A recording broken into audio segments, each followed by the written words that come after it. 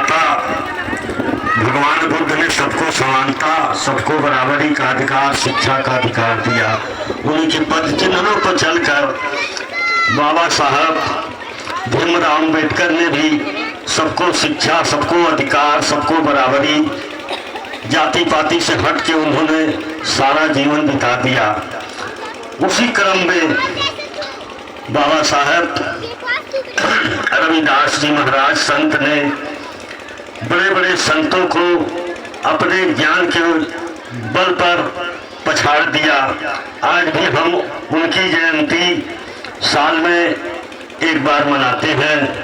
हमारे बाबा साहब भीमराव अम्बेडकर, आज समझ लीजिए 36 करोड़ देवी और देवता, 36 करोड़ देवी देवता को एक पलड़े पर रख दो, उन्होंने हमारे लोगों का कल्याण नहीं किया। मगर बाबा साहब भीमराव अम्बेडकर इतने बड़े विद्वान हुए कि विश्व के चौथा पांचवा विद्वान सम्राट विद्वानों में उनका गिनती हुआ। एक तरफ 36 करोड़ देवी देवताओं ने कुछ जो कल्याण नहीं किया, वह कल्याण बाबा डॉक्टर भीमराव अम्बेडकर ने किया।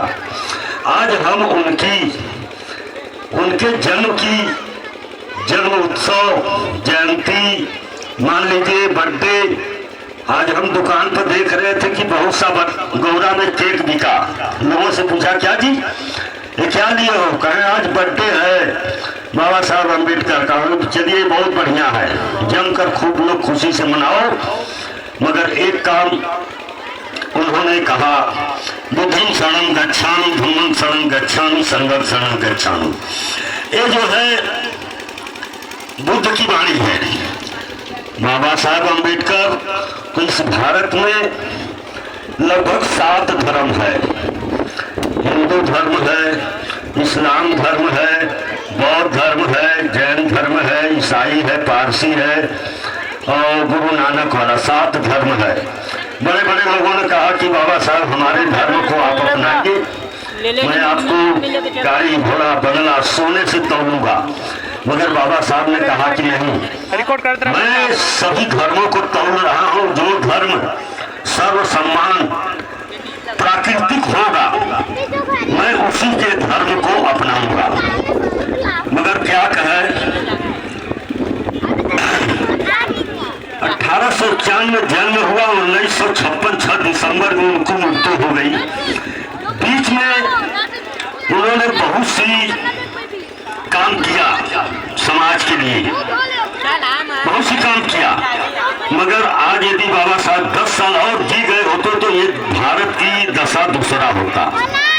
तो उनको षड्यंत्रवादी यहाँ पर लगे हुए हैं।